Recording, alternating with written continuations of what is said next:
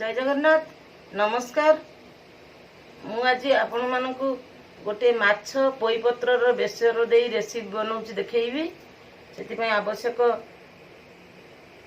पोईपत्र बेसर बेसर रे मु बाटी जीरा सोरिष रसुण कंचा लंका ए लुण हल्दी भी गोले नहीं माछ नहीं माछ आपन जेकोसी माछ नहीं पारिबे एथिरे सफा करी धोई लुण हल्दी भी गोले नहीं। प्रथमे आमे कौन करिबा ना बेसर माछ को गोले दबा एथिरे सोरिष तेल भी मु मिसैची आपन भी सोरिष तेल मिसैबे।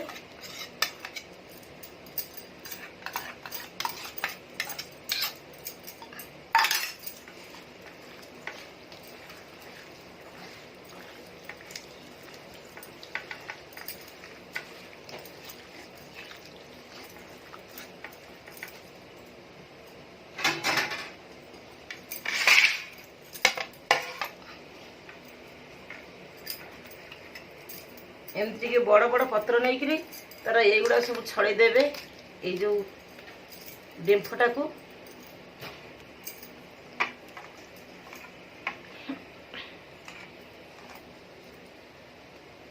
देखंतु बेसी बहल माछ देबेनी हेले से भल हबनी सिजीबनी एमती मसला सह मिसई की माछ देबे तापरे पत्र को एमती भांगी देबे।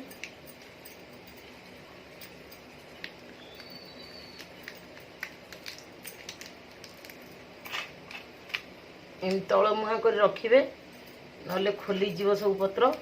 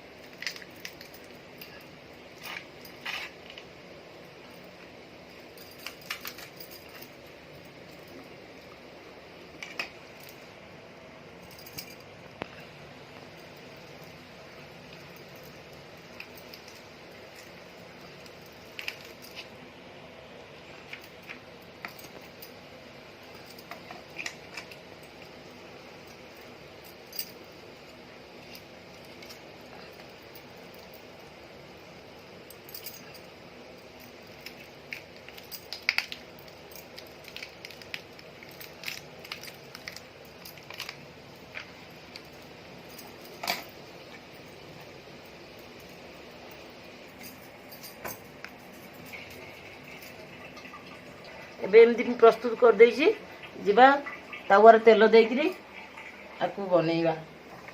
देखो प्यान बसैकी तेल देछि तेल गरम हो गलानी आमे एबे सब ये पोई पत्र बेसर को देई देबा।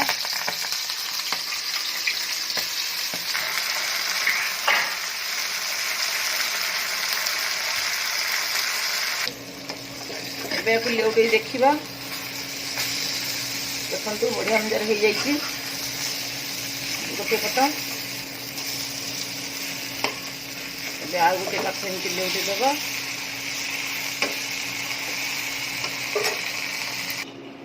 एबे हो गला आमर पोईपत्र माछ बेसर एमती बनैकी खाइबे कमेंट कर जणाइबे केमती लागिला लाइक करिवे शेयर करिवे सब्सक्राइब करिवे भूलिबेनी। आशा करे आपण माने भल थे खुशी थे सबुदिन हसुवे। रहुची जय जगन्नाथ।